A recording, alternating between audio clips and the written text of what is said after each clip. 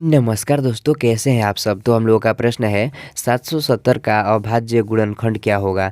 दोस्तों यहाँ पर है प्राइम फैक्टर ऑफ 770। दोस्तों इसका मतलब होता है 770 का अभाज्य गुणनखंड। तो चलिए दोस्तों 770 का अभाज्य गुणनखंड निकालते हैं और देखते हैं कि 770 का अभाज्य गुणनखंड यानी कि प्राइम फैक्टर क्या होता है। तो देखिए दोस्तों, हम क्या किए हुए हैं, 770 जो संख्या है इसको यहाँ पर हम कुछ इस प्रकार से लिख लिए हुए हैं। अब दोस्तों क्या करना होता है, इस संख्या को घटाना होता है और सिर्फ अभाज्य संख्या से घटाना होता है। तो देखिए दोस्तों 770 जो संख्या है इसका इकाई का अंक यहाँ पर 0 है, इसलिए क्या होगा, यह संख्या 2 से कट जाएगी। क्योंकि दोस्तों हम लोग जानते हैं कि जिस भी संख्या के इकाई का अंक यदि 0 रहता है तो वो संख्या 2 से कट जाती है। तो चलिए दोस्तों इसको हम 2 से कटा रहे हैं, ध्यान दीजिएगा दोस्तों, और हमारे साथ आप लोग भी यहाँ पर कटाना सीखिएगा। क्योंकि दोस्तों देखिए बहुत सारे लोग जो होते हैं वो अभाज्य गुणनखंड बना तो लेते हैं, लेकिन यहाँ पर उन लोगों को कटाना नहीं आता है। इसलिए आप लोगों को यहाँ पर प्रॉपर कटाना सीखना है। देखिए दोस्तों यहाँ पर तो पहले 7 है, तो हम देखेंगे कि 2 के पहाड़ा में 7 आता है।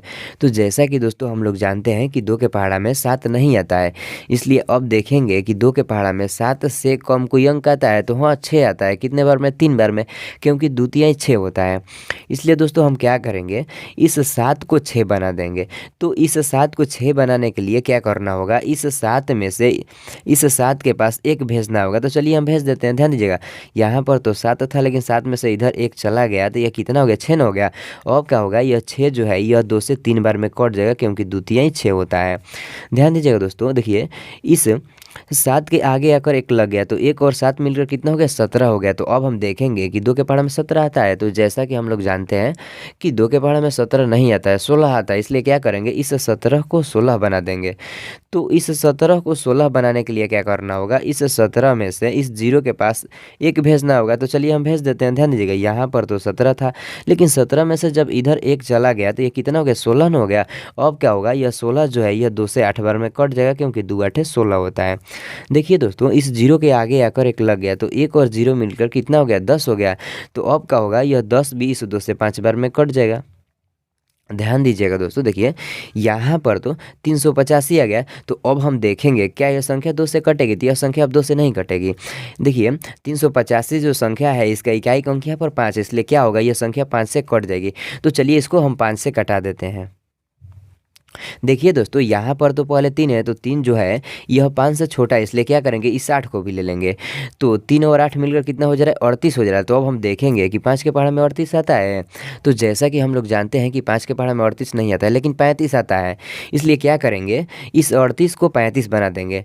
तो इस 38 को 35 बनाने के लिए क्या करना होगा, इस 38 में से इस 5 के पास 3 भेजना होगा। तो चलिए हम भेज देते हैं, ध्यान दीजिएगा।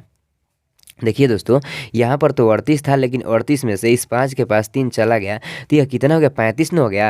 अब क्या होगा, यह 35 जो है यह 5 से 7 बार में कट जाएगा, क्योंकि 5 7 35 होता है। देखिए दोस्तों इस 5 के आगे आकर 3 लग गया है, तो 3 और 5 मिलकर कितना हो जा रहा है, 35 हो जा रहा है। तो यह भी 35 इस 5 से 7 बार में कट जाएगा। यहाँ पर दोस्तों 77 आ गया, तो 77 जो है यह 7 से कट जाएगा। तो चलिए इसको 7 से कटा देते हैं। तो देखिए यहाँ पर तो पहले 7 है, तो क्या होगा, यह 7 जो है इस 7 से 1 बार में कट जाएगा। इसी तरह से यह भी 7 इस 7 से 1 बार में कट जाएगा। यहाँ पर तो 11 आ गया। तो जैसा कि हम लोग जानते हैं 11 जो है एक अभाज्य संख्या है, तो 11 को 11 से कटा देंगे तो ये 1 बार में कट जाएगा। देखिए दोस्तों यहाँ पर हम कुछ इस प्रकार से लिखेंगे 770 बराबर। देखिए दोस्तों 770 जो संख्या है एक बार 2 से कटा है, और एक बार 5 से, और एक बार 7 से, और एक बार 11 से। तो सभी को क्या करेंगे, यहाँ पर गुणे के रूप में लिखेंगे। तो चलिए लिखते हैं 2 गुणे 5 गुणे 7 गुणे 11। तो दोस्तों जो यह आ गया ना, 2 गुणे 5 गुणे 7 गुणे 11, यह क्या हो गया, इस 770 का अभाज्य गुणनखंड